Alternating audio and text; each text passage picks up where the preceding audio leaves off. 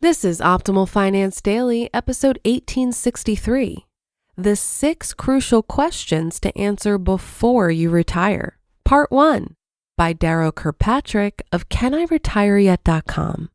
And I'm your host and personal finance enthusiast, Diana Merriam. I have a bit of a longer post today. I'll read the first half today and then finish the rest for you tomorrow.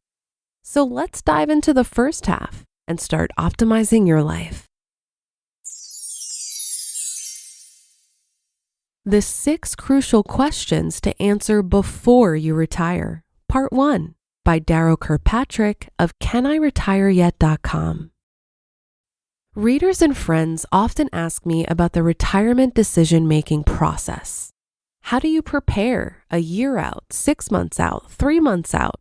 Do you need a written plan in advance? What about contingencies? Do you just pull the plug, or is there a more systematic way? When is it really safe to leave? I'd be stretching the truth to say that I followed a meticulous step-by-step approach to my own early retirement. Yes, there were benchmarks and milestones that I observed. There were critical tasks I knew I had to check off. But at the time, it wasn't a perfectly integrated process. Now, in retrospect, I can see that it was all about answering a half dozen key questions. So here they are for your benefit in thinking through the biggest financial decision of the rest of your life. Number 1, how much does it cost me to live? Go to any professional financial advisor for a retirement plan, and the first thing they're likely to hand you is a questionnaire about your living expenses. Unless you're fantastically wealthy, it's simply impossible to prepare for retirement without knowing how much it will cost you to live each month. That number will dictate the required size of your nest egg and will figure in how you should allocate and draw down your assets. Though it's not strictly necessary, I strongly preferred to have my major life expenses behind me before I got serious about retirement. That meant no debt of any kind. Our house had been paid off for years, but my son was partway through college, and it wasn't until he had reached a point that I could predict education expenses for the remaining years that I was ready to pull the plug on my own full-time career. Number 2, how will I get health care? When I retired in 2011, and for many years before that, it was extremely difficult to claim your freedom before full retirement age for this simple reason. Health insurance wasn't available at a reasonable cost.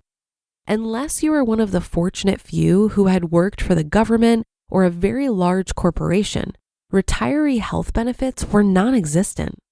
I worked in small business or as a consultant most of my professional life, and the options were grim. You might scrape by on COBRA for 18 months, then convert that into an individual policy at an exorbitant cost, but only if your health and the insurance companies cooperated.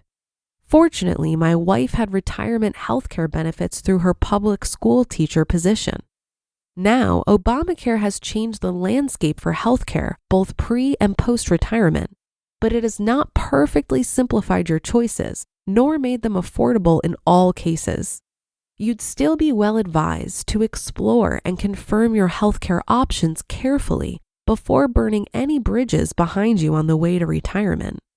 And you'll have to keep one eye on the courts and the political environment to guess whether Obamacare will survive in its current form or not. Number 3, how much do I need to have saved? This is the retirement question that typically trumps all, though as I'm showing here, there are other important questions. People obsess about this number, and financial advisors are all too happy to indulge their worries with fees for sophisticated retirement plans updated annually that supposedly dispel all uncertainty. The bad news is this simple truth: nobody can predict the future. And the farther off that future and the more variables involved, the less predictable it gets. That's retirement planning. The good news is that you can achieve enough certainty to make a decision. I did, and so have many others. The very simple answer to this question is that you probably need a nest egg between 20 to 33 times the shortfall between any guaranteed income like Social Security or pensions and your annual expenses. That's between a 3 and 5% withdrawal rate. Where in that range you fall depends on your age, your views about your future, and your lifestyle flexibility. I recommend comparing results from 3 good retirement calculators to gain more confidence. Number 4, how will I withdraw from my savings? The second greatest conundrum of all retirement planning, after how much you need, is probably how do you withdraw from it over the years? There are nearly as many opinions, products, and services as there are pundits, academics, and financial advisors. You can do fixed withdrawals or variable withdrawals in several different flavors each. You can annuitize, turn the decisions and the profits over to an insurance company. You can, if you're fortunate, just try to preserve capital, living off interest, dividends, growth, and some part-time work. That's my current strategy, more or less. To be continued. You just listened to part 1 of the post titled, The 6 Crucial Questions to Answer Before You Retire by Darrow Kirkpatrick of caniretireyet.com. As soon as I saw the title of this article, I knew that healthcare and health insurance options were going to be at the top of this list. The concern over healthcare is probably the number one reason why financially independent people don't retire early, even when they're otherwise ready. It's a big question and discussed quite often in the FIRE community. I'll share a couple of resources that many have found helpful in understanding the many options available for healthcare and health insurance. One is FiHealthcare.com, created by my friend Lynn Frere.